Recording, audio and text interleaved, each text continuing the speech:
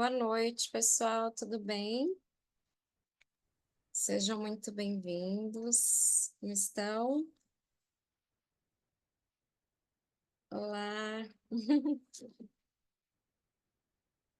muito bem, sejam bem-vindos. Vou passar algumas orientações só para a gente poder começar, tá?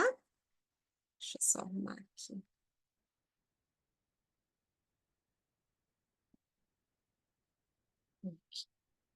Então vamos lá, hoje nós vamos falar sobre a Ayurveda e vamos falar sobre alguns cuidados aí que servem para a maioria das pessoas, tá? É um prazer ter você aqui, ter vocês aqui hoje. Primeiro, quero agradecer a compreensão por a gente ter mudado a data aí da nossa aula, né? E aí, vamos fazer o seguinte: eu vou pedir para que, quando vocês quiserem fazer alguma pergunta, vocês levantem a mão, ou escrevam no chat, tá? E assim que tiver uma oportunidade aqui para não atrapalhar o conceito do que está sendo dito, aí eu abro para as respostas, tá certo? Então, vamos lá, vamos começar. Geralmente, a gente inicia todo o conteúdo de Ayurveda com um mantra, né, a Surdamvantari, que é uma personificação, ele é um símbolo que representa todo o conhecimento do Ayurveda. Então, quem quiser se sentir à vontade, eu convido a fechar os olhos, fazer uma respiração profunda, unir as mãos no centro do peito.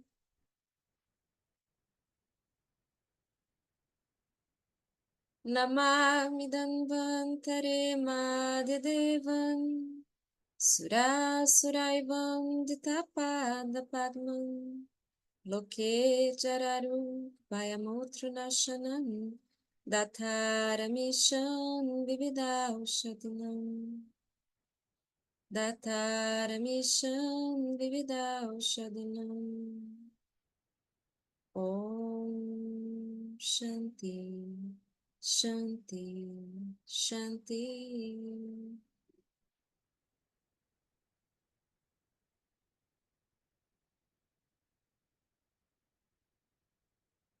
Namastê.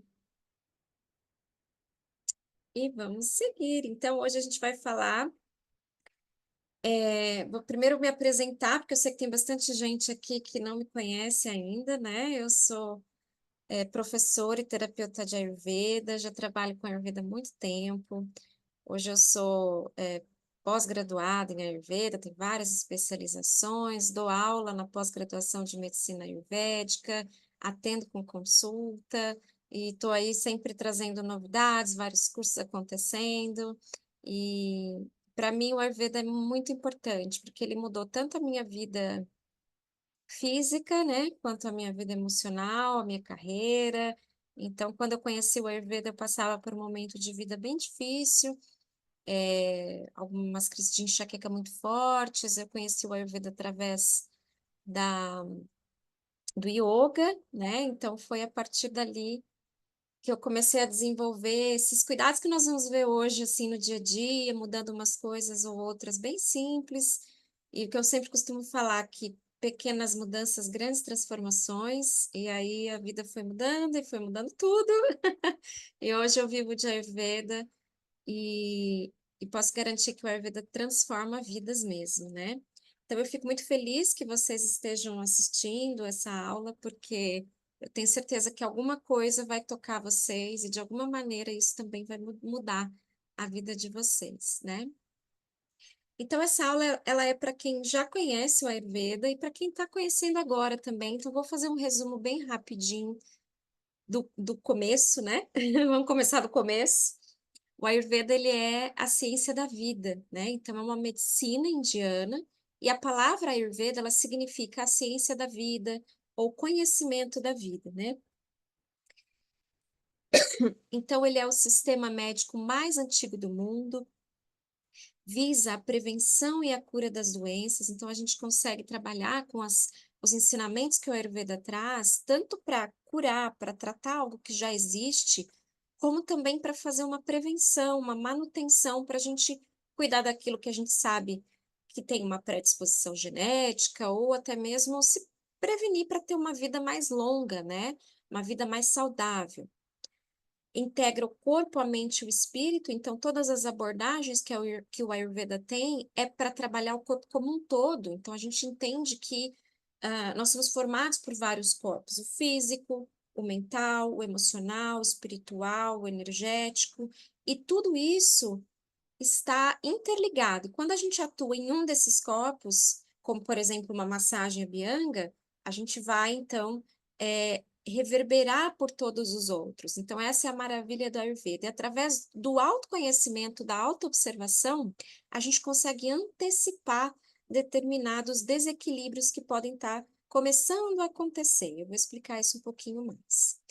E vai valorizar também o equilíbrio e a prevenção. Então, a gente sabe que hoje o maior número de mortes no mundo acontece por conta de doenças que são relacionadas ao estilo de vida, como, por exemplo, as questões mentais, as questões relacionadas a processos cardíacos, né, a doenças cardíacas. Isso tudo pode ser evitado com o estilo de vida, com as abordagens que o Ayurveda traz para nós, né? E aí a gente tem alguns princípios básicos dentro do Ayurveda, que são os doshas, que a gente vai entender um pouquinho daqui a pouco, a dieta e o estilo de vida. A dieta, ela significa uma forma de você escolher melhor os seus alimentos. Então, fazer melhores escolhas dentro daquilo que é bom para você naquele momento. Então, a gente não vai seguir tabelas, a gente não vai seguir listas, não é bem esse o intuito do Ayurveda. O intuito é que você se conheça através dos doshas, para que a partir disso você faça melhores escolhas para você, porque é tudo muito individual. A gente vê hoje na nutrição moderna, por exemplo, um dia o ovo faz bem, no outro dia ele não faz, né? Isso vai mudando ao longo dos anos. Por quê? Porque eles pegam um número de pessoas, fazem aqueles testes e é muito difícil a gente tirar uma estatística na visão ayurvédica, porque é tudo muito individual. Então a gente precisa entender como o nosso corpo funciona, ter uma noção básica de como funcionam esses alimentos e a nossa digestão, para que então a gente possa fazer essas escolhas. E o estilo de vida também é muito importante para nós aqui. Por quê? As escolhas que a gente faz, elas não devem estar focadas somente na alimentação, obviamente, elas têm que estar focadas no estilo de vida como um todo. Então, os lugares que eu vou frequentar, as músicas que eu vou ouvir, os livros que eu vou ler, os filmes que eu vou assistir, o que que eu vou trabalhar, né? Como que eu vou me divertir, como eu vou trabalhar, como eu vou me relacionar com as pessoas, afetivo, familiar, no trabalho. Então, tudo isso envolve os ensinamentos do Ayurveda. Então, a gente sempre vai se basear para ter saúde mental, física, espiritual, nesses três princípios básicos: doshas, dieta e estilo de vida. E aí, como começou tudo isso, né? O Ayurveda, ele se origina, então, lá na Índia. Ele vem através dos Vedas. Então, o que que são os Vedas? São livros sagrados, onde constitui ali todo o conhecimento do universo. Então, um grupo de pessoas ali, de yogis, né, foram meditar e, num estado meditativo muito profundo, receberam esse conhecimento da espiritualidade. Então, apesar da gente dizer que a Ayurveda não é religião, e não é, você não precisa ser hindu, não precisa fazer yoga, não precisa ser vegetariano, nenhuma dessas coisas para seguir o Ayurveda, a gente não pode negar que esse conhecimento todo foi passado por uma sabedoria maior, né?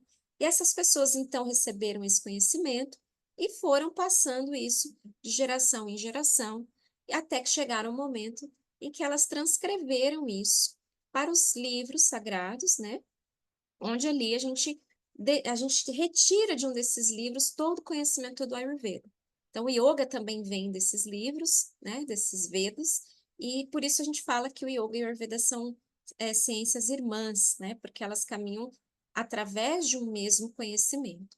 Então, a gente pode dizer que isso remonta a mais de 5.000 anos atrás, tá? Então, ali possui todos esses livros dos Vedas, ele possui conhecimentos espirituais e filosóficos, e isso a gente também tem incluído dentro do Ayurveda. Então, é uma base, né? O Ayurveda ele tem essa base de tradições védicas, mas não é necessário que você cumpra os conhecimentos espirituais ou filosóficos da Índia para que você aplique o Ayurveda, e vocês vão perceber isso com facilidade daqui a pouco, tá? Bom, gente, e o Ayurveda ele entende, né, através de todo esse conhecimento, que existe uma relação direta entre o homem e o universo, né? Então, a gente compreende que o homem é um microcosmo dentro desse macrocosmo. Então, o ser humano ele é visto como um microcosmo da natureza, ou seja, a gente não faz parte da natureza, a gente é a natureza. Então, por essa razão, a gente possui dentro de nós tudo o que existe na natureza. E o que que forma todas as coisas? Os 5 elementos. Então, a gente entende que todas as coisas são formadas por éter ou espaço, pode ser traduzido como espaço também, terra, fogo, ar e água. Então, todas as coisas no universo possuem esses elementos. Eu costumo dar o exemplo da argila. Então, a gente pega a argila e pode montar com ela uma escultura, um prato, um copo, um filtro, vários formatos diferentes, e cada um deles vai ter a sua função, a sua responsabilidade, a sua característica própria, porém, todas elas são formadas de argila. Assim somos nós, os seres vivos no planeta, né? Nessa jornada aqui. Todos nós possuímos, dentro da nossa formação, esses elementos, mas cada um de nós tem a sua própria função, né? Então, eles são fundamentais na natureza, porque eles formam a base de toda a matéria, incluindo o nosso próprio corpo, né? Então, eles estão também interagindo constantemente com a natureza. Por isso que quando está chovendo lá fora, a gente tem uma sensação de umidade maior dentro do corpo. Quando está muito calor lá fora, a gente pode imaginar que o elemento fogo está aumentado, o elemento fogo internamente, esse calor interno, também vai aumentar. E cada um desses elementos, dentro de nós, ele é representado. Obviamente que não tem fogo pegando aqui dentro, nem terra, né? Mas eles são representados, então não é na sua forma literal, tá? Então vamos lá, o éter ou espaço, ele é representado por todos os espaços que compõem o nosso corpo. Então, os espaços, por exemplo, a nossa cabeça tem um espaço onde dentro está contido o nosso cérebro. Assim acontece por todo o corpo, tem os espaços para caber tudo que tem aqui dentro, né? A Terra, ela é representada pela nossa estrutura. Então, a gente tem essa constituição onde a gente consegue ter força, onde a gente consegue ter estabilidade, isso tudo é representado pela Terra. O fogo é representado pelas transformações, pelas digestões. Então, vamos lá. Numa fogueira, por exemplo, né, lá na festa junina, quando a gente coloca uma batata doce para assar, aquele fogo ele transforma aquela batata. Então, ele cozinha, né, ele transforma ela de alguma forma. O ar ele pode ser também identificado como o ar que entra e que sai do nosso corpo, o ar que a gente respira, os gases, mas também pelo movimento. Então, imagina uma folha ao vento, é como se esse movimento dentro de nós também fosse representado pelo ar. E a água são todos os líquidos que compõem nosso corpo, o nosso plasma, a água mesmo, as nossas lubrificações, e tudo isso, então, vai estar presente em todos os seres vivos. E aí a gente tem, então, duas representações dos doshas para a gente entender um pouco melhor isso. Os doshas, eles são formados pelos elementos da natureza.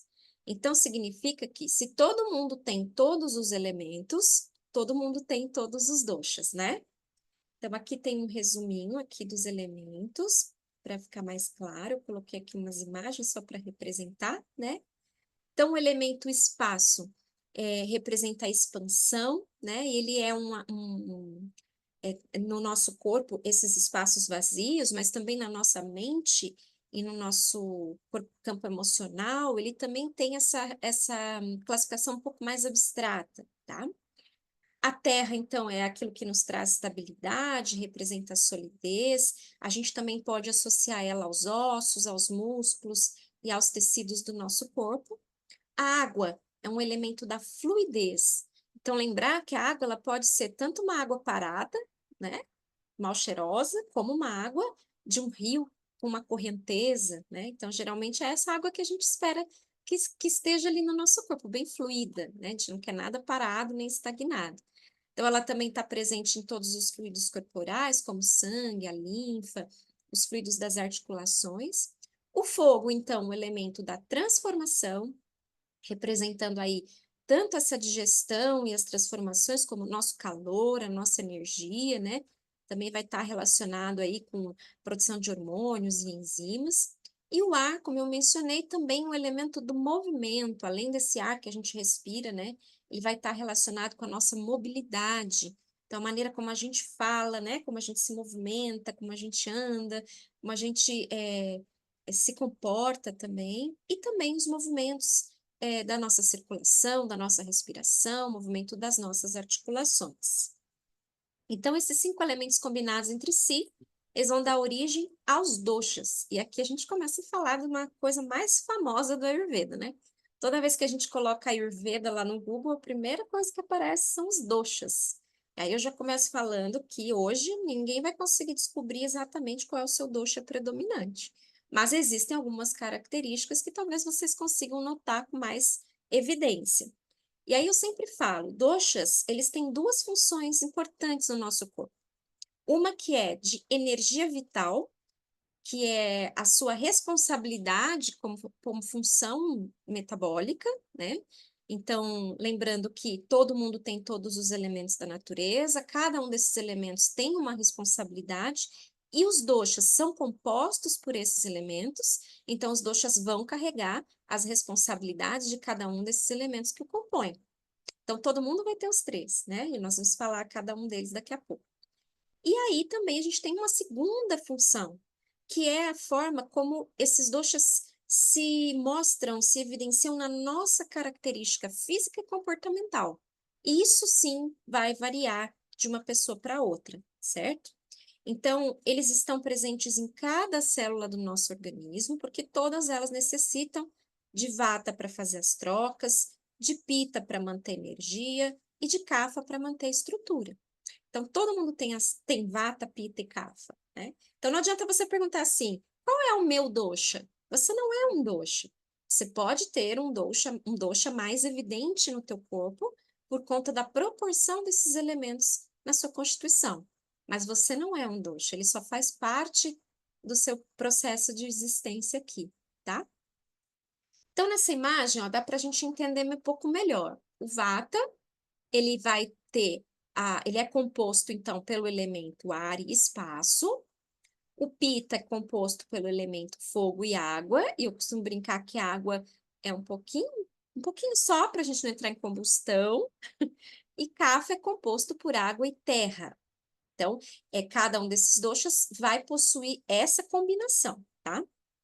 Então, antes da gente entrar para especificar cada um dos doshas, eu quero explicar o seguinte, que do momento da nossa concepção, lá quando o pai e a mãe estavam namorando, até o nosso nascimento, e alguns meses adiante, é definido por inúmeras razões do universo a quantidade, a proporção, não literal, né, de cada um dos elementos da natureza no nosso corpo. Então, por quê? Como que isso acontece?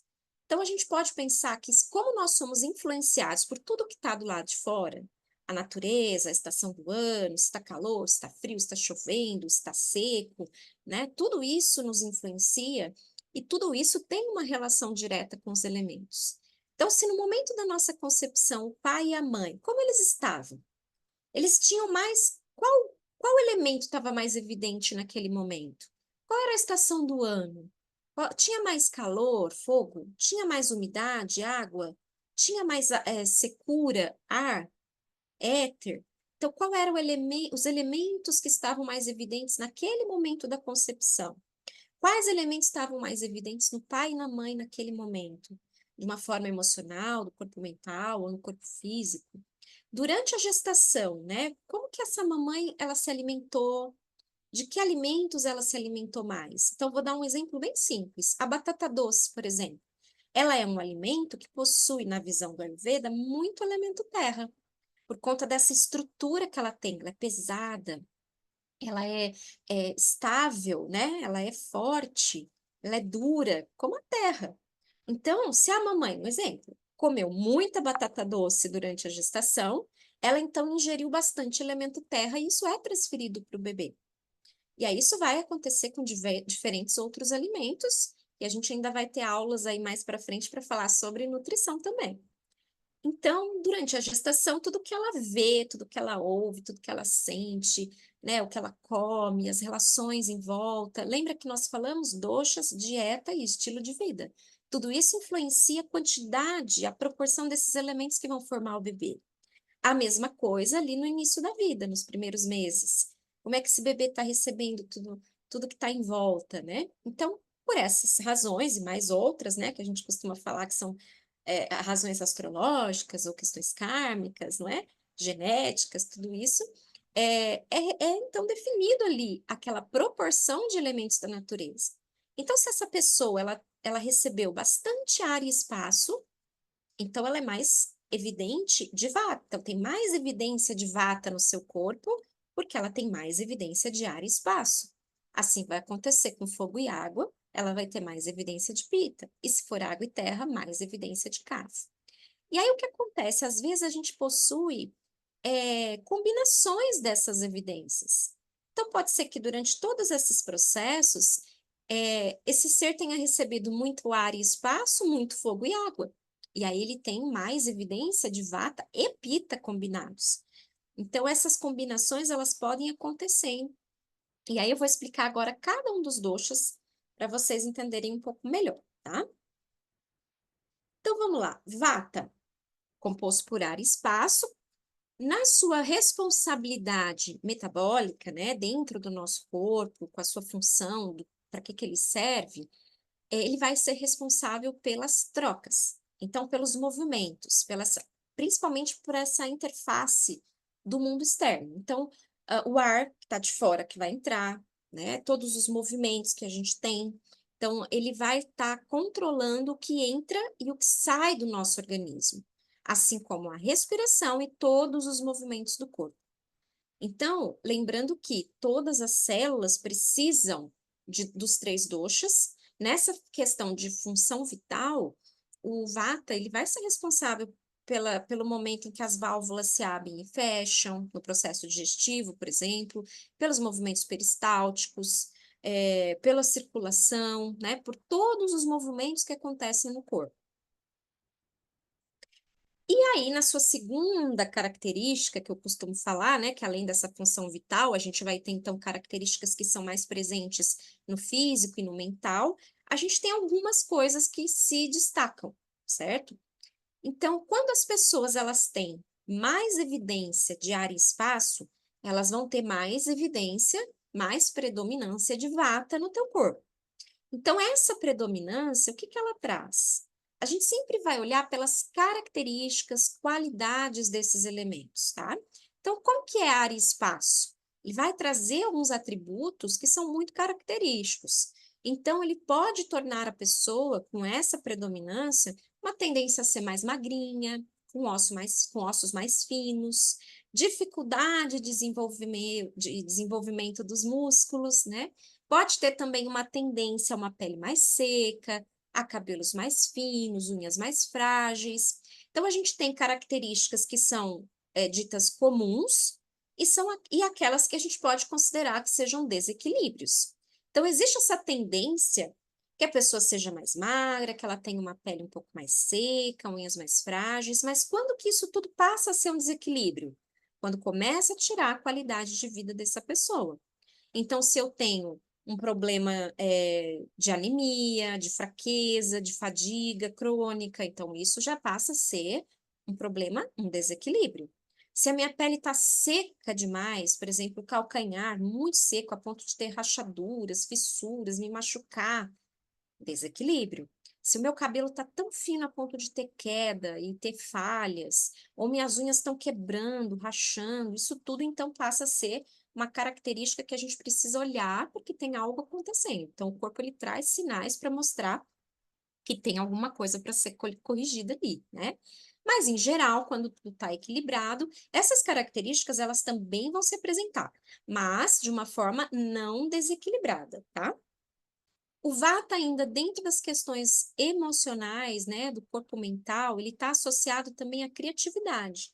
Então, sabe uma pessoa assim que é muito imaginativa, que é muito artística, entusiasmada, né, que é criativa mesmo, que gosta de música, de artes. geralmente são as pessoas com mais predominância de vata.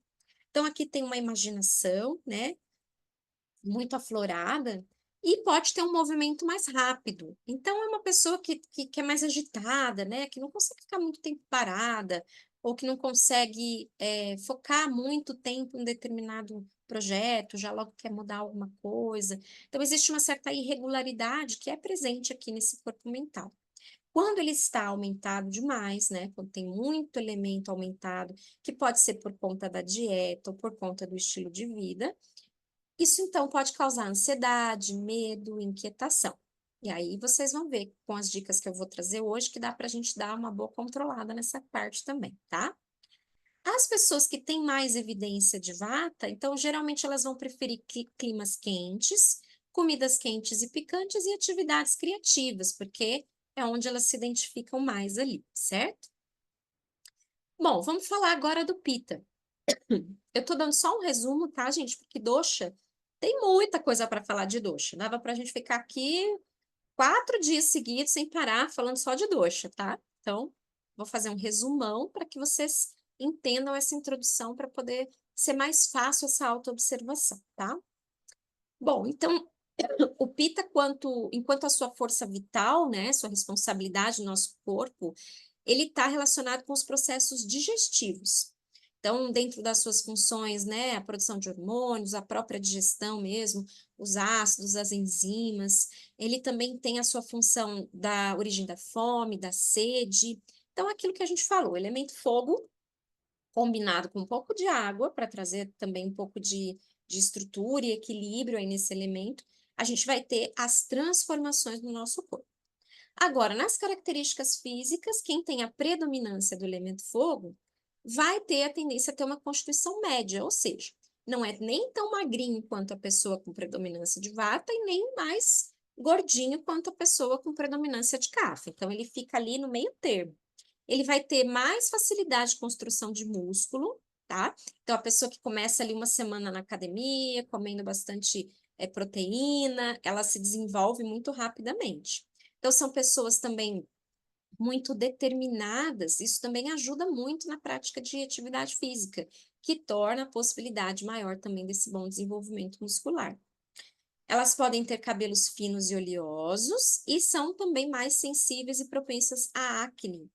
Ou seja, a pele da pessoa com predominância de fogo, ela é mais sensível. Ela é mais sensível ao sol, ela pode apresentar mais rosácea, acne, pintas, sardinhas, uma pele que fica facilmente avermelhada, então se a pessoa está nervosa ou tá envergonhada, né? Então essas são algumas características físicas. Em desequilíbrio, a gente pode ter um aumento também da hiperacidez, então o surgimento aí de refluxo ácido ou gastrite ácida, né?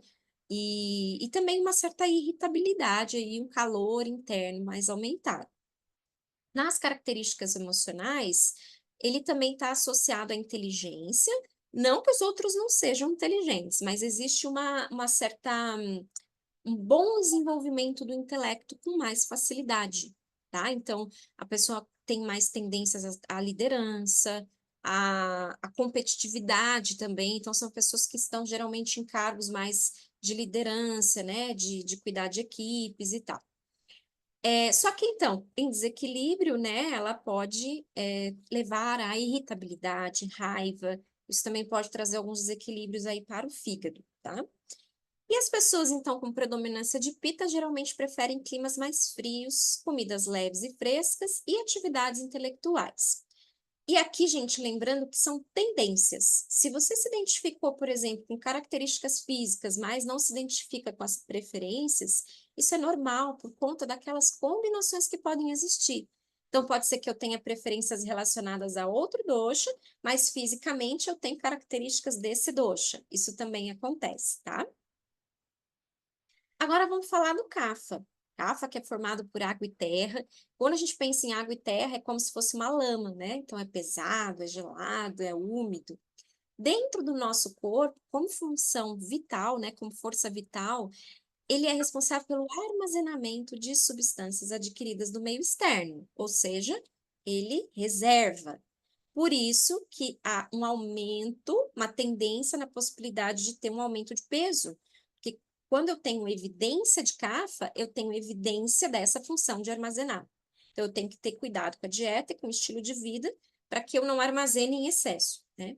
Além de ter essa função de armazenamento que está relacionada com a nossa nutrição, com a nossa estabilidade, com a nossa imunidade, também tem a função de construção de tecidos e órgãos. Então, ele está responsável pela estrutura e também pelos fluidos corporais e pela lubrificação. Então, o Kapha, ele cuida, né? Como se fosse aquela mamãe que toma conta ali, cuidando de toda a estrutura, da nutrição, da lubrificação e do desenvolvimento. Agora, se eu tenho mais evidência desse dosha, né, na minha constituição ali, fisicamente eu vou ter uma tendência a ser mais corpulento, ou seja, nem tão magrinho quanto vata e nem no meio termo como pita, eu tenho um pouco mais de estrutura. Então é uma estrutura óssea sólida, mesmo que não há aumento de peso, que a pessoa não esteja na obesidade, esse tamanho ele é grande. Então, uma pessoa que chega com presença, né, que tem ossos grandes, cabelos grossos, unha forte, então são pessoas que têm uma aparência saudável, né, de olhos brilhantes, de pele hidratada, então elas são fortes. Isso, e também a pele macia, né? Então a gente toca a pessoa de predominância Kapha e é uma pele macia, mais espessa, então é um corpo mais bem desenvolvido. Nas características mentais, o CAF está associado aí a calma, empatia, estabilidade, paciência. Então, são pessoas um pouco mais amorosas, mais tranquilas. No entanto, quando desequilibrado, pode levar à preguiça, apatia e principalmente ao apego. Então, sabe aquela história de zona de conforto? O CAFA fica ali muito bem, porque ele não gosta de mudanças, ele gosta de estabilidade, ele gosta de ficar sempre do mesmo jeito, rotina, tudo aquela coisa que ele já conhece, que não tem muitas mudanças, né? Quando isso passa a ser um desequilíbrio? Quando a gente percebe que as pessoas estão aceitando situações que não são saudáveis para elas simplesmente por esse apego. Aí essa parte de CAFA pode estar atrapalhando um bom desenvolvimento da nossa inteligência emocional aí, né? E a preguiça? Então, aquela famosa frase, né, que, eu preciso fazer o download da alma de manhã. Isso é muito CAFA, porque as pessoas demoram para acordar, demoram para viver e iniciar o dia, tá? E aí, mais uma coisa que eu gosto de falar, não existe o certo, nem o errado, nem aquele que é bom ou aquele que não é, nem o melhor ou o pior, tá? Simplesmente são características físicas e mentais e que todo mundo vai possuir de alguma forma, tá? O que vai diferenciar é a proporção dessas características em cada um, tá bom? E a única coisa que a gente precisa fazer é, através dessa autoobservação, identificar quais são minhas tendências e habilidades, né? Então, desenvolver essas minhas habilidades e trabalhar nas tendências não tão positivas. Por isso que as dicas que a gente vai trazer daqui a pouco vão auxiliar muito nisso. Voltando aqui para o CAFA, então quais são as preferências do CAFA? Geralmente eles preferem climas mais secos e quentes, comidas leves e picantes e atividades físicas estimulantes. Aqui é o que a gente gostaria que o CAFA preferisse. Mas quando o CAFA em desequilíbrio, ele quer exatamente o oposto disso, né? Ele quer ficar de boa no sofá, né? Sem muito estímulo, só curtindo uma Netflix, uma pipoca, né? Aliás, pipoca é um excelente alimento para caça, tá? Porque é leve e seco e ajuda a saciar essa vontade, né? De comer, essa relação afetiva que o cafa pode ter com a comida, tá? Então, quando em equilíbrio, a gente sempre vai buscar por aquilo que o nosso corpo necessita. Então, a gente sempre precisa ter essa autoobservação para identificar e fazer uma escolha saudável dentro daquilo que meu corpo está pedindo. Então, num dia frio, o que que meu corpo pede? Uma sopinha de abóbora, um chocolate quente, um chazinho. Então, dentro dessas necessidades, eu vou fazer boas escolhas. Então, se a gente observar bem, nosso corpo está falando o que que ele precisa. É só a gente poder observar, né, com mais atenção aí, certo? Muito bem, dito tudo isso, eu espero que vocês tenham se identificado aí com alguns pontos. Amanhã eu vou colocar lá no nosso grupo um questionário de dosha. Eu não gosto muito de compartilhar ele, porque ele não vai trazer muita informação sobre a constituição desde quando a gente nasceu, sabe? Ele traz mais informações sobre os nossos próprios desequilíbrios do momento. Mas é legal a gente saber, né? Então, vocês podem, é um PDF, vocês podem responder as perguntas, então vai ter lá uma pergunta e uma resposta para Vata, uma para Pitta e uma para Kapha. E vocês podem marcar a resposta que vocês se identificarem, mesmo que seja mais de uma opção. Ah, me identifiquei nessa resposta com Vata, Pitta e Kapha. Tudo bem, não tem problema. Marque quantas opções você se identificou. Lá no final você vai somar quantas respostas Vata, quantas Pitta e quantas Kapha. Muito raramente você vai ter respondido uma única, só Vata, ou só Pitta, ou só Kapha. Na maioria das vezes a gente responde várias opções, mas sempre vai ter um deles que vai estar mais evidente. Então, quando eu percebo que aquele está mais evidente, eu consigo entrar com abordagens mais focadas naquele dosha. Então, digamos que o Vata deu mais evidente. Então, deixa eu voltar aqui. Se eu me lembro que o Vata, ele tem a tendência à pele seca, cabelos finos, unhas frágeis, a ansiedade, medo e inquietação, o que que eu tenho que fazer? Eu preciso usar essas indicações de preferências aqui. Então, eu vou preferir climas quentes, comidas quentes e picantes e atividades criativas. Essa abordagem, ela vai ajudar a equilibrar esse meu vata. Então, clima quente. É simples encontrar hoje em dia, né? Ou seja, evitar muito vento, evitar ar-condicionado, né?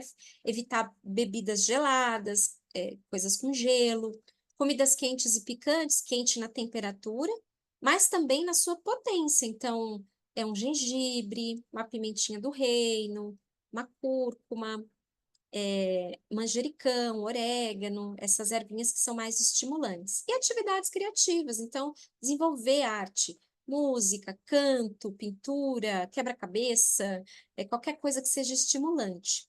E o Pita, digamos que lá na minha resposta eu identifiquei que o Pita está mais evidente. Pita vai preferir clima mais frio, então aqui a gente já precisa colocar um ventinho, um lequezinho, né? Ou a gente não gosta muito do ar-condicionado por conta de vários aspectos que talvez não sejam tão bons para o sistema respiratório, mas se for um dia extremamente quente, não tem problema, né? Não tem curto. Comidas leves e frescas, então saladas, frutas doces, suculentas, especiarias mais frescas, então como coentro, jasmim, lavanda, e atividades intelectuais, então leitura, escrita, isso também vai equilibrar o pita. E o Kapha? Clima seco e quente, então a gente precisa diminuir a umidade, trazer um pouco mais de calor. Comidas leves e picantes, então leves no sentido de serem fáceis de serem digeridas, tá? Então a gente precisa comer aí comidinhas bem cozidas, né? Risotos. A gente gosta muito do khichdi, né? Que é uma receitinha clássica de arroz com legumes e lentilha. E usar especiarias picantes, né? Aquelas que eu já mencionei também: erva doce, gengibre, cúrcuma, cardamomo, é, coentro, cominho. Então, todas elas vão ajudar a melhorar. E atividades estimulantes. Então, colocar essa corridinha, caminhada, né? Fazer uma atividade física, uma dança, mesmo que não dê tempo de ir na academia todo dia, ou não goste de academia, mas faz alguma coisa, né? Um levanta e senta, né? Um agachamento, ou faz uma sequência de yoga, algo assim já vai ajudar, tá? Muito bem. Então, depois que vocês perceberem lá qual é esse dosha que está predominante, a gente pode iniciar, então, a rotina diária. Agora, nós vamos falar dessas dicas que eu preparei para vocês. Então, são orientações que estão descritas lá nos tratados clássicos. E, obviamente, como a gente está falando de uma escrita de 5.000 anos, apesar de ser atemporal, ela não mudar com o tempo, a gente pode fazer algumas adaptações para o nosso dia a dia, né? Então, o primeiro passo é determinar a sua constituição predominante, ou seja, determinar aquilo que está mais evidente em você, através daquele questionário que vocês vão responder. Vata, Pitta ou Kapha. Ah, mas se eu tiver dois, se tiver dado os três, não tem problema. Vocês vão ver aqui que dá para a gente fazer as adaptações, tá? Vamos adaptar, então, essas práticas que a gente vai ver daqui para frente, de acordo com essa constituição, Vata, Pitta ou Kapha. E o terceiro passo é consistência e ajustes gradativos, ou seja, não precisa amanhã a gente começar a fazer tudo, tá? podemos ir devagar. Então, vocês receberam um e-book lá que já tem várias informações, várias coisas que a gente vai falar aqui agora, mas calma. Porque uma das primeiras coisas que eu costumo dizer é aceita o processo. Porque se eu quiser fazer tudo de uma vez amanhã, eu vou me frustrar, eu vou me sentir culpado. Isso vai ser pior do que se eu não tivesse começado nada. Então, vá devagar, comece com pequenos passos, tá? Então, a gente pode ir devagarzinho. Amanhã eu faço uma prática. Se eu não faço nenhuma, eu incluo mais uma. Fico ali 10 dias, uma semana. Incluo uma outra prática e assim eu vou devagarzinho. Aquela história de que a gente precisa de 21 dias para estabelecer como um hábito, né? Isso é verdade. Então a gente necessita de um período de cuidado, tá? De um período de consistência para que aquilo torne-se realmente um hábito. E esse é o mais difícil de tudo. Eu acho que não é, o mais difícil não é nem a gente fazer, é a gente continuar fazendo. Então, por isso, a gente vai manter o grupo. Depois da aula de hoje, eu vou abrir o grupo para que vocês também possam falar, compartilhar, e a gente ir trocando essas ideias, trocando receitas, compartilhando o nosso dia a dia lá, para que a gente possa poder vivenciar isso com mais profundidade, realmente, tá? Muito bem. Então, antes de continuar, deixa eu só responder uma pergunta que está aqui no chat. É muito boa a pergunta. Ó. Ela identificou que tinha uma certa combinação de dosha e perguntou se isso pode mudar. O que acontece? Essa constituição primária que a gente tem da concepção até o nascimento, que é aquela proporção de elementos da natureza que a gente recebe através dos pais, através da gestação, isso não muda, vai ser sempre assim. Eu costumo falar que é a nossa essência. Por exemplo, se eu sou baixa, eu sempre vou ser baixa, não é? Se eu nasci com 5 dedos, eu sempre vou ter 5 dedos, a não ser que eu os perca, né? Por um acidente, mas entende o que eu quero dizer? Então, se eu tenho facilidade de construção muscular, eu sempre terei. Se eu tenho a famosa genética, né? A gente não fala, nossa, você parece tão jovem para a tua idade. Ah, é por causa da minha genética. Então, isso é sua essência, assim como o comportamento também. Se você é uma pessoa bondosa, você sempre será. A gente pode, por exemplo, modificar através da maturidade, através das experiências de vida, porém, a nossa essência ela não modifica. O que vai modificar? São os desequilíbrios. Então, os doshas, eles variam. Eles vão aparecer mais ou vão aparecer menos de acordo com as minhas escolhas de dieta e estilo de vida. Aí sim, eles podem se manifestar mais evidentes em mim em um momento ou em outro. E isso acontece a vida toda, o tempo inteiro. Por exemplo, nós vamos ver agora o reloginho, e aqui vocês vão compreender. A gente tem durante o dia, durante a vida, durante as estações, momentos em que esses elementos ficam mais evidentes naturalmente. Então, como eles ficam mais evidentes, os próprios doshas também ficam mais evidentes. Se eles estão mais evidentes do lado de fora, eles vão estar mais evidentes do lado de dentro. Independente se eu nasci vata pita, pita kapha, qualquer coisa desse sentido. Por exemplo, meio-dia. É o meio-dia, é o horário mais forte de pita do dia. Porque é o Agni, né? O fogo mais potente que é o Sol, está na sua posição mais próxima de nós. E o que acontece meio-dia? Todo mundo sente um pouco mais de calor, sente fome, geralmente, se tiver tudo certinho, né? Fica mais atento, mais, sabe, pronto para caça, pronto para resolver um problema. Ou seja, pita está mais evidente em todo mundo. Então, os doshas, eles se manifestam no nosso corpo e na nossa mente de uma forma cíclica. E o que a gente tem que fazer? Identificar essa constituição primordial, que vai ser muito mais fácil a gente lembrar da infância, né? Como que eu era quando eu era bem pequena? Eu era mais magrinha, eu era mais gordinha, eu era mais agitada, eu era mais preguiçosa, eu era mais irritada, né? Então, se eu lembrar de como eu era criança, eu tenho uma chance maior de conseguir identificar o que eu sou de constituição primordial. Mas por isso eu digo que o mais importante é definir qual é o dosha que está mais evidente neste momento. Porque vamos imaginar, digamos que eu tenha na minha constituição primordial muito vata. Nossa, tem muito vata. Sou magrinho, eu tenho dificuldade de nutrição, eu preciso do quê? De calor e de alimentos nutritivos. Mas aí chega o verão. E mesmo eu sendo vata, eu vou sentir calor, a gente perde um pouco o apetite, porque todo aquele fogo, ele vai para poder melhorar, né, para poder controlar a nossa temperatura. Então, aquelas transformações que o Pita faz, quando está calor demais, ele se transfere do estômago, vamos dizer assim, de uma forma bem didática, para restaurar a nossa temperatura, restabelecer. Então, nosso apetite diminui um pouco. E aí, se eu sou vata, no verãozão, nesse calor imenso, eu vou comer uma sopa de gengibre na hora do almoço? De abóbora com gengibre? Mas é o que eu preciso, porque eu sou vata. Mas não, não é o que o dosha que está acontecendo ao nosso redor está exigindo. Então, o mais importante do que definir qual é a minha constituição primordial, qual é o meu dosha, é entender o que está se manifestando neste momento na minha vida com mais evidência. Aí sim, a partir dessa observação, eu vou conseguir fazer escolhas mais saudáveis para mim, tá? Então, vamos entender esse relógio aqui que vai ajudar bastante. Então, vamos lá.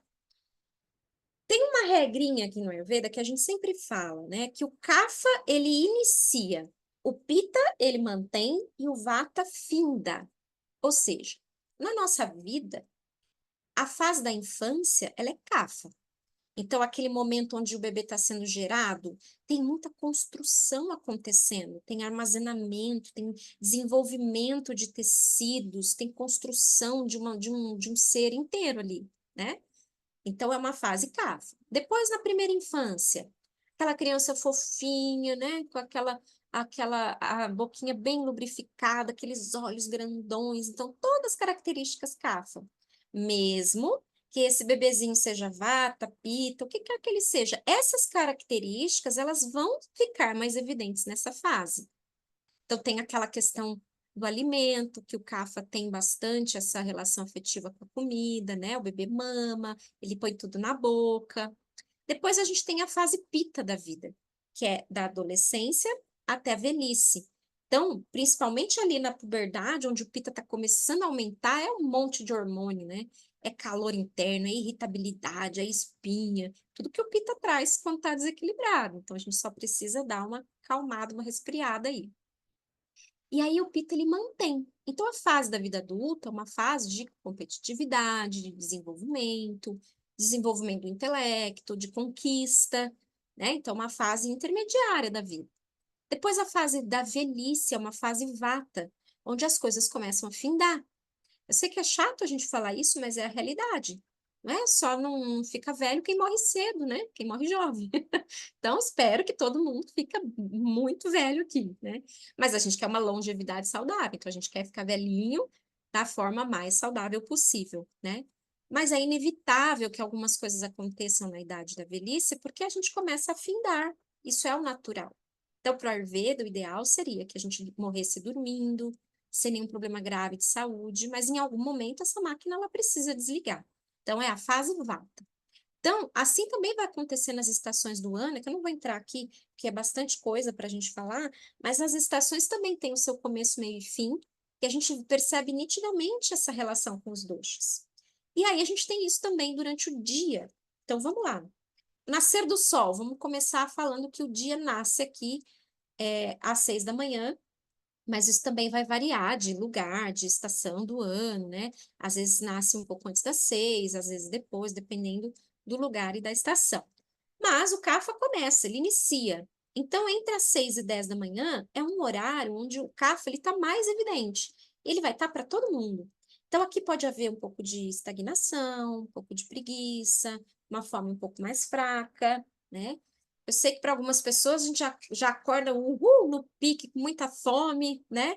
E tudo bem, tá tudo certo. Provavelmente tem um pito bem evidente nessa pessoa.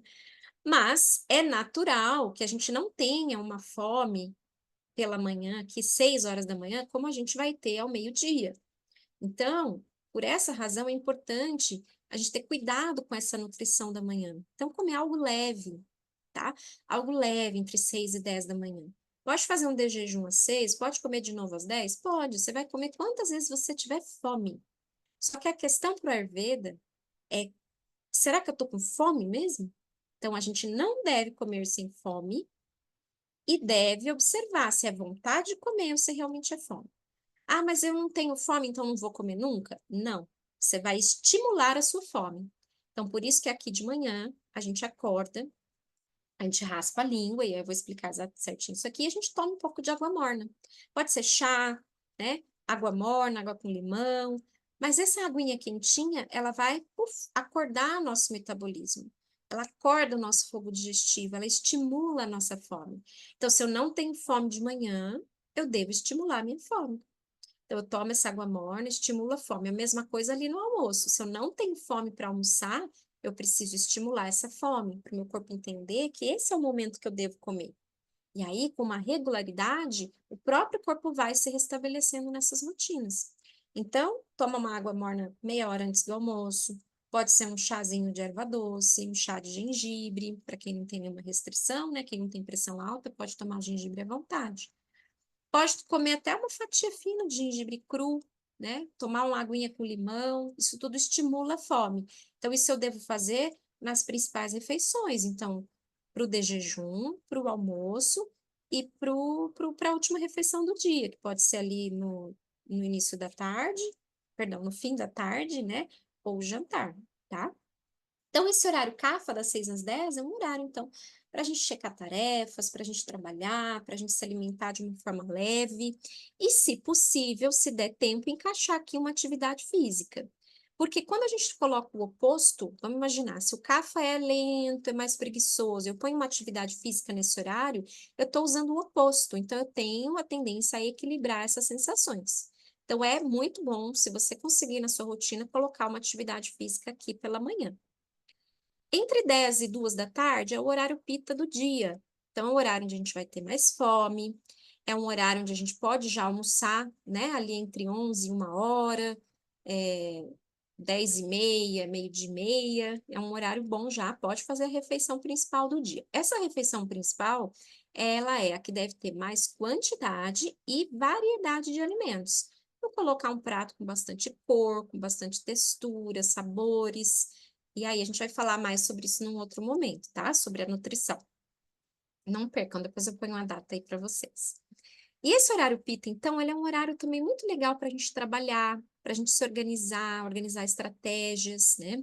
Só não é indicado que a gente faça isso enquanto come, porque a digestão ela acontece de uma forma muito mágica. É muito bonito de entender o processo digestivo na visão do Ayurveda.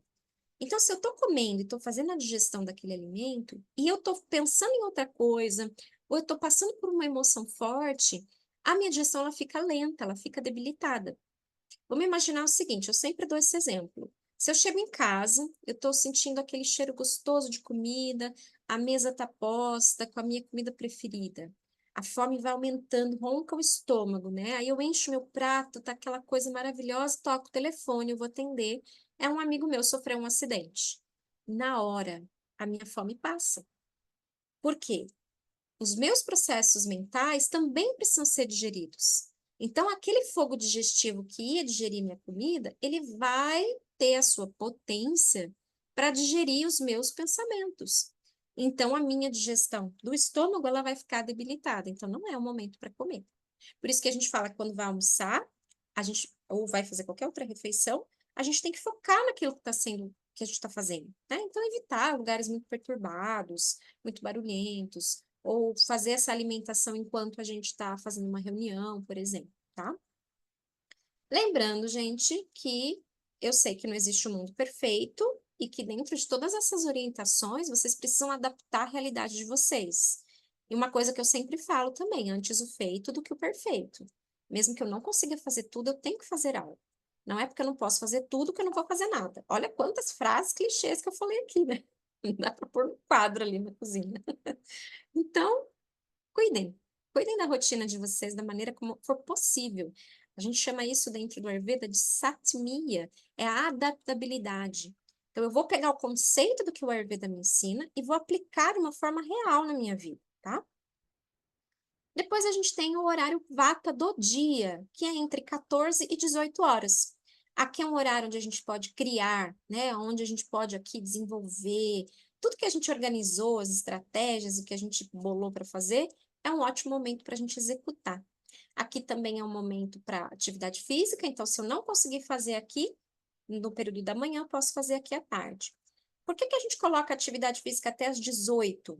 Porque o exercício físico ele é bastante estimulante para a maioria das pessoas. Então, se eu faço ele depois das 18, ele pode atrapalhar o meu relaxamento para dormir melhor. Então, dentro do que é possível, a gente faz aqui. Não consigo, não é possível, só depois das 6? Tudo bem, melhor fazer depois das 6 do que não fazer nada, tá? Mas cuidado, então, com esse horário, com o ritmo que você vai colocar nessa atividade física. Das 18 às 22 é o horário cafa da noite. Então, aqui a gente tem um momento para relaxar, para sociabilizar, fazer um jantar leve, descansar.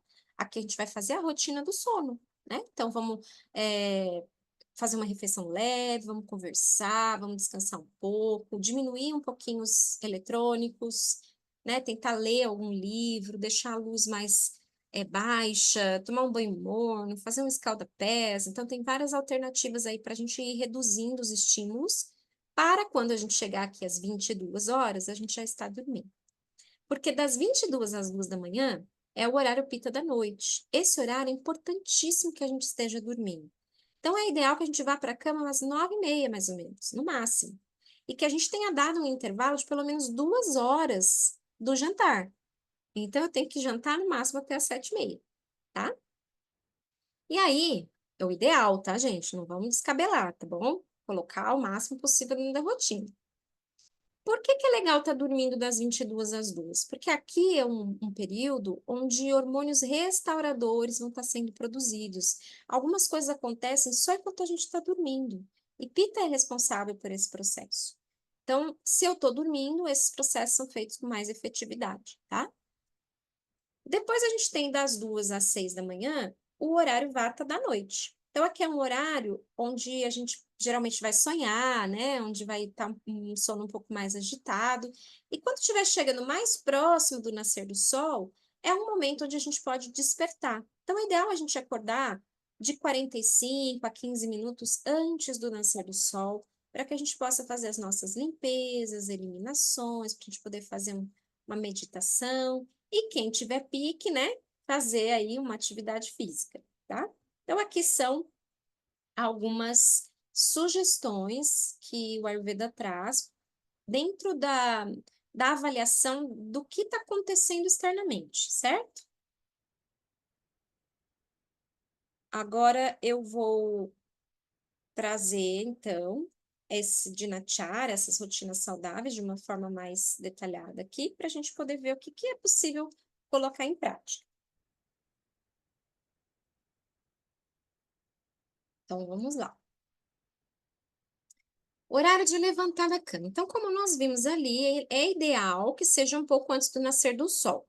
Nos tratados clássicos, a gente aprende que esse é um horário chamado Brahma Muhurta. É um horário que antecede por volta de 45 a 1 hora antes do nascer do sol.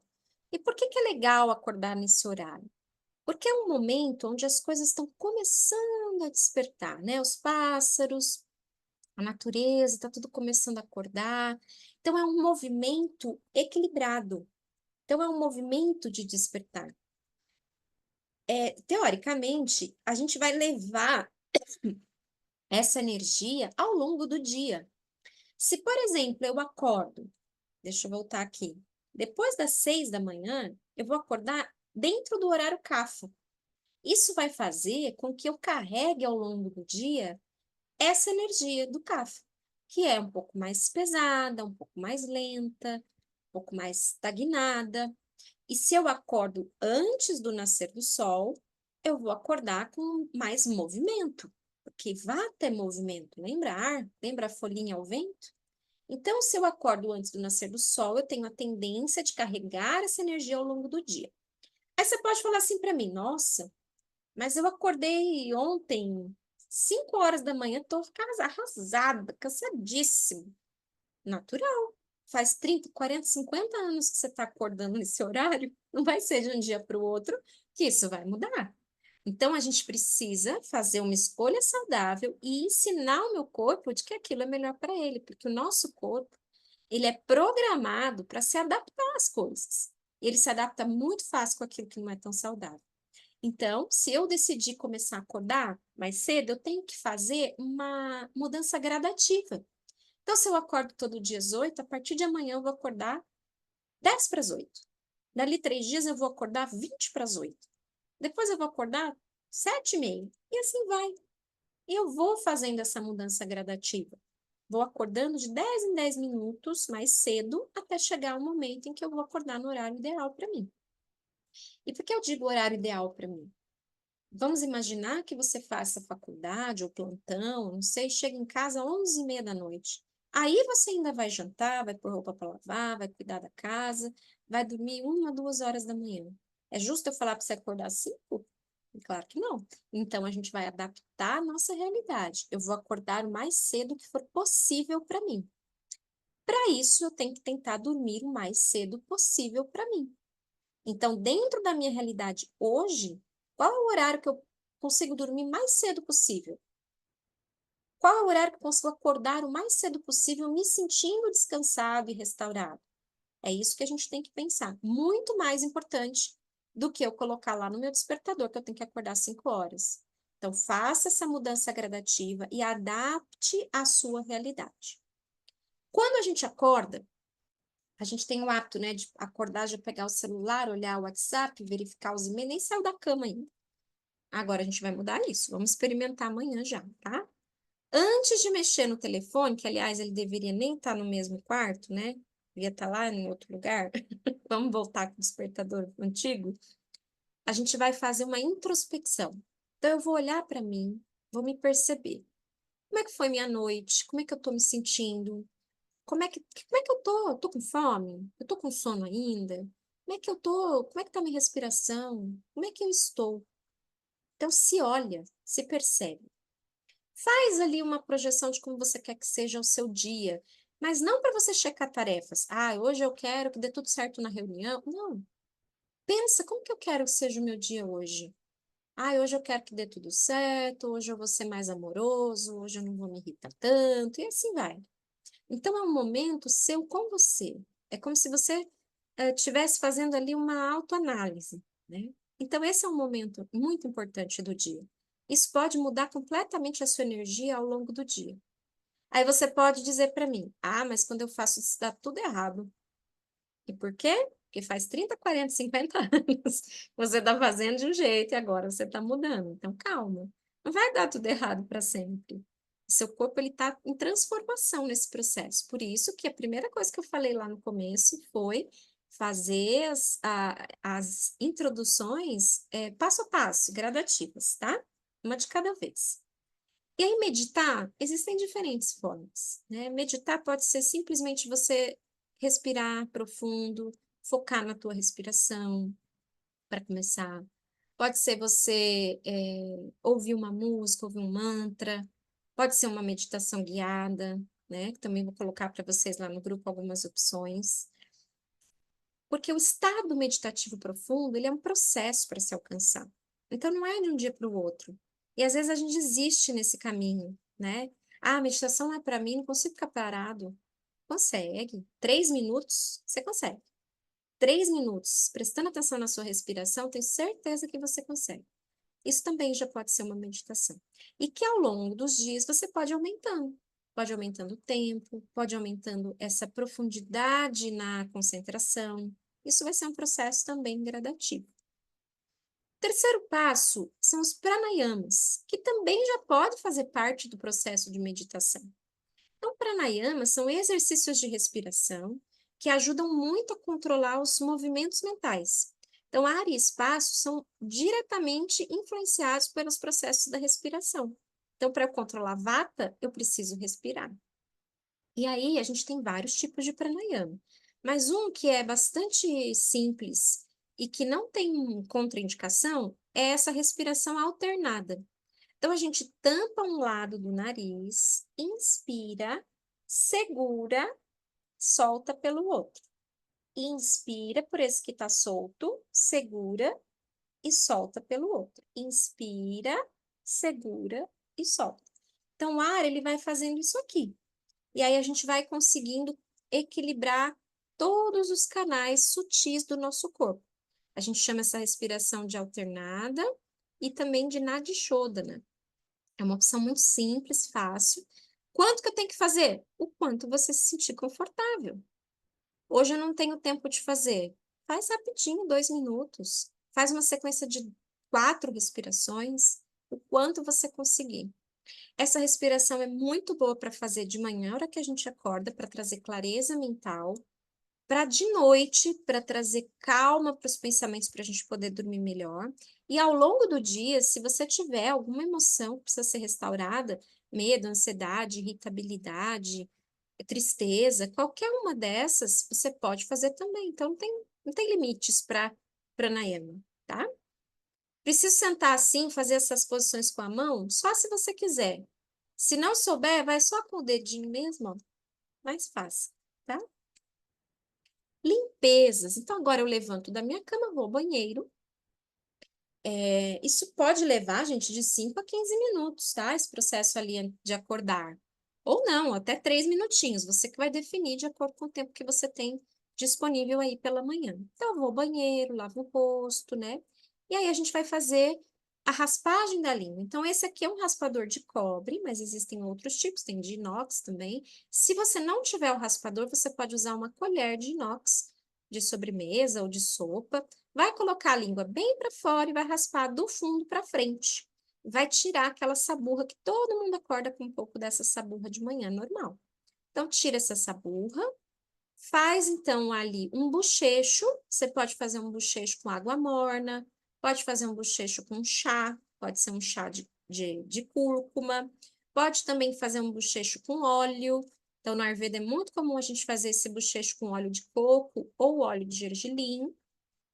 Só na hora de descartar, se for óleo, jogar num saquinho e colocar no lixo para não entupir o encanamento, tá?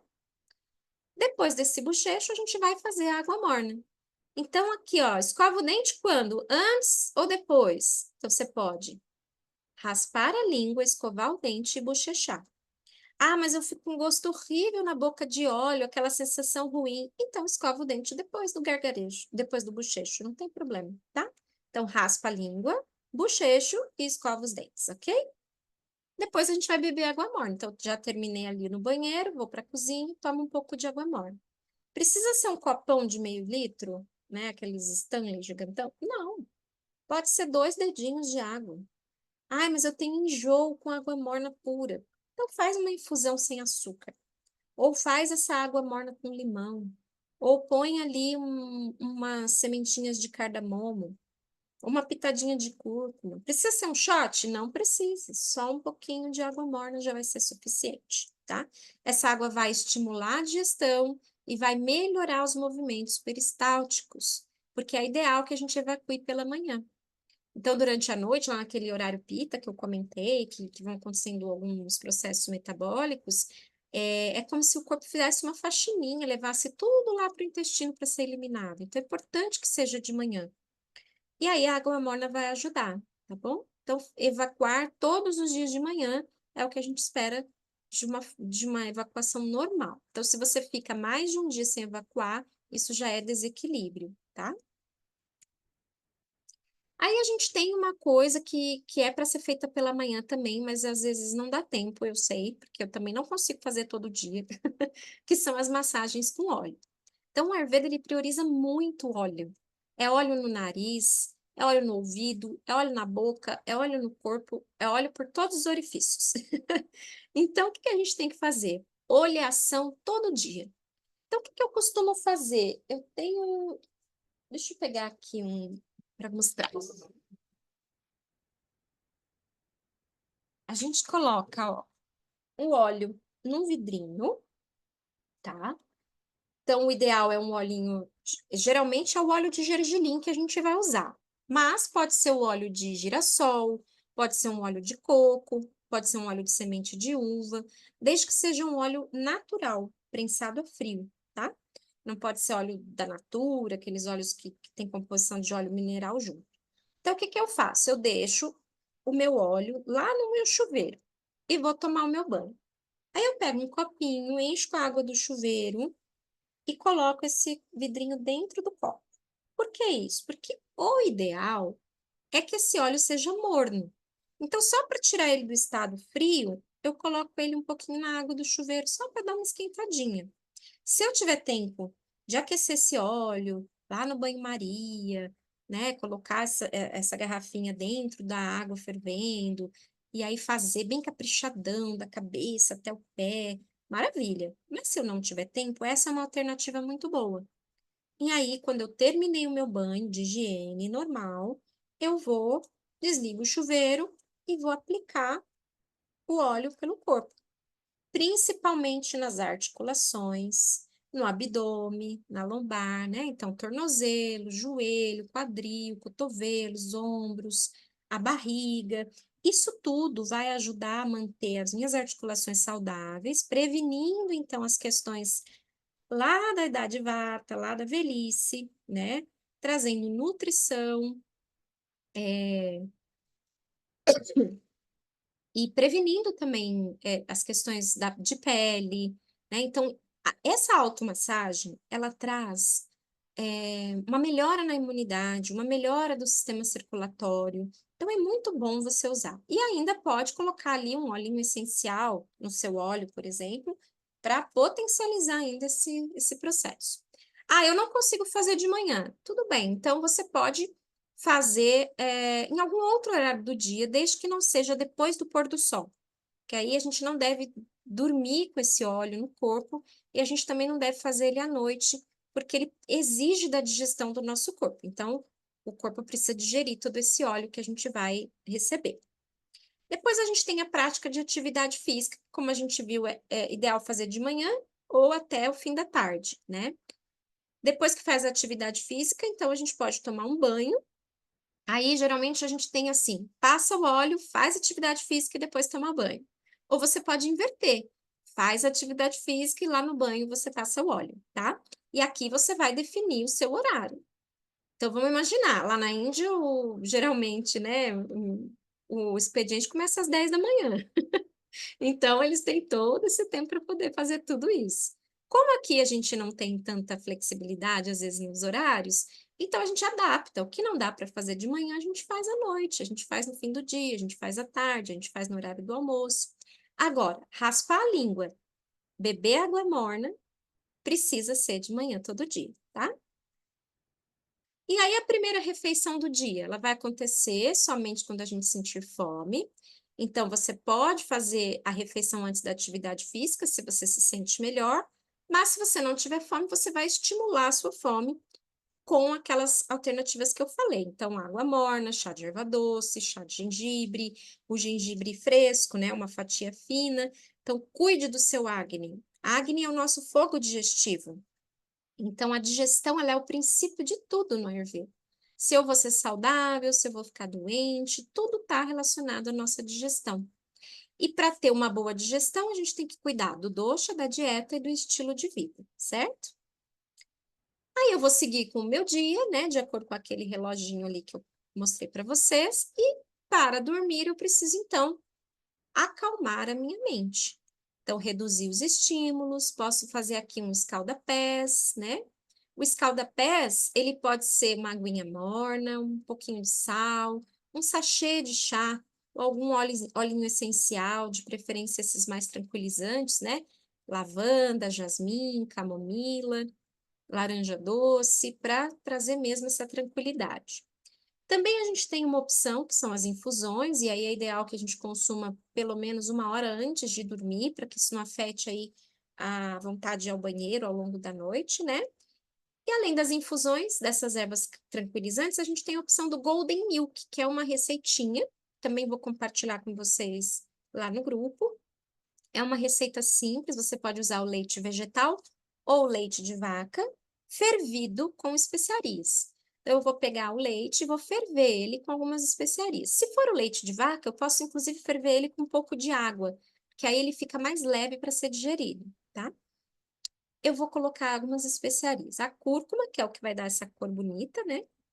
A canela, gengibre e cravo, aí vai a gosto, porque a gente precisa de alguma especiaria mais aquecedora para ajudar a digerir tudo isso nesse horário mais da noite, né? Mas vai a gosto. Se não gostar de cravo, não coloca. Se não puder consumir o gengibre, não coloca. E a canela, se gostar, pode pôr em pouca quantidade. E aí, o segredo é a noz moscada. Você vai colocar uma pitada de noz moscada, que ela é bastante sedativa, e junto com o leite, que vai trazer esse aterramento, vai ajudar muito a dormir bem. Passar o óleo de gergelim também na sola dos pés antes de dormir. Então, a gente não pode dormir com óleo no corpo, principalmente no corpo inteiro, mas se eu passar só na sola dos pés ou só nas mãos, não tem problema. Pode dormir com o óleo no pé, tá? E vai ajudar bastante a ter um sono mais restaurador. Tudo bem? Então, para finalizar, eu já vou abrir para as perguntas. O caminho para o bem-estar é uma jornada contínua. Seja gentil consigo mesmo e aproveite cada momento do processo. Então, isso é muito importante. Seja gentil consigo mesmo, né? Isso é a coisa mais importante aqui do nosso encontro. Porque tantas informações, tantas coisas novas, se você já faz algumas e vai introduzir outras, é a mesma coisa. Então, seja gentil com você nesse processo, tá? E a gente vai estar seguindo junto ali, o grupo vai ficar aberto por um tempo e vamos compartilhar essas conquistas e se tiverem dúvidas também, e vamos seguindo juntos, tá bom? Antes de eu passar para alguns recadinhos, eu queria saber se alguém tem alguma pergunta para fazer.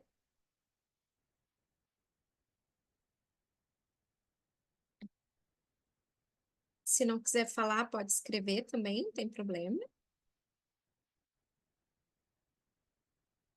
Ixi, quando não tem pergunta, ou não entenderam nada, ou entenderam tudo.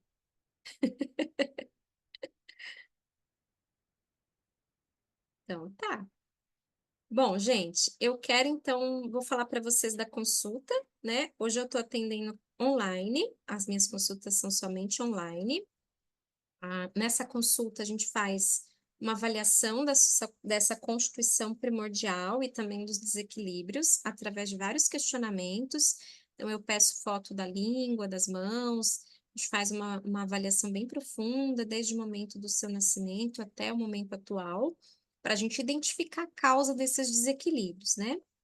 Depois dessa avaliação, que ela vai durar de 1 a 2 horas, aí eu passo para você, se for necessário, uma dieta de desintoxicação, onde vai ter todo um acompanhamento, e depois um programa de tratamento completo, onde a gente vai colocar aí a dieta, estilo de vida, né? Alguns fitoterápicos, aromaterapia, florais, atividade física, meditação bastante personalizada para você. E o acompanhamento também por 21 dias, pelo menos, pelo WhatsApp, para que a gente consiga manter esses processos aí, essas transformações todas com esse apoio mais próximo, tá? Então, se alguém se interessar pela consulta, só me chamar lá no privado para a gente combinar, tá bom?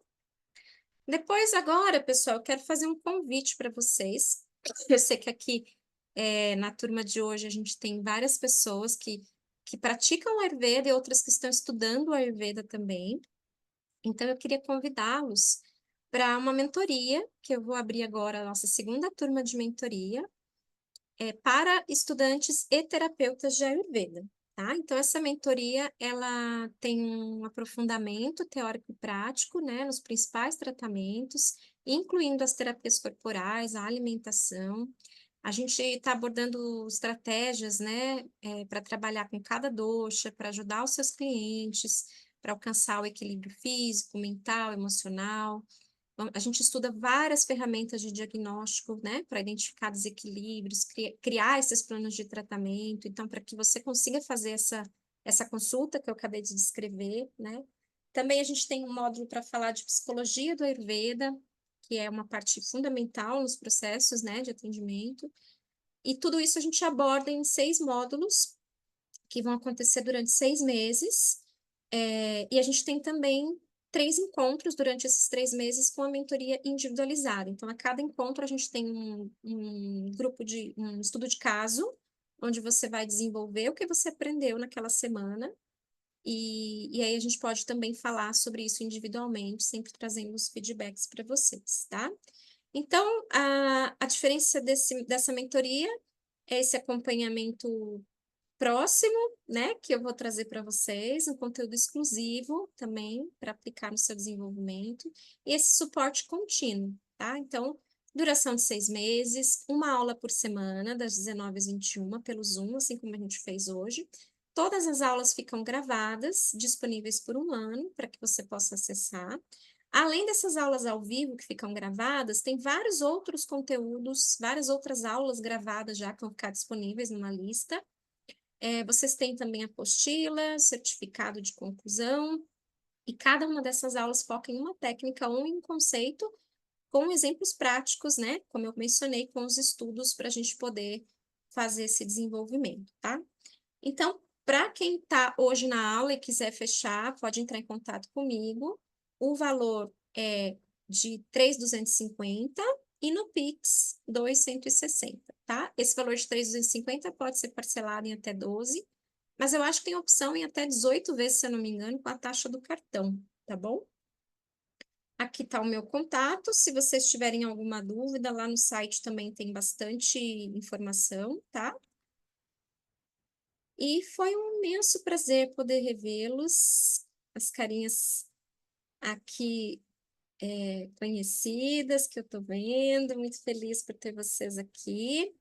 Deixa eu parar de compartilhar aqui. Vocês gostariam de abrir a câmera para a gente tirar uma fotinho, se possível? Só quem quiser, tá bom? Então vamos lá. X. Espera que tem mais gente abrindo. Aê! Obrigada, gente. Muito bem, foi um prazer imenso. Amanhã eu já coloco para vocês a gravação da aula e outros conteúdos e vamos seguindo juntos, tá bom? Um ótimo descanso para vocês, boa semana. Namastê.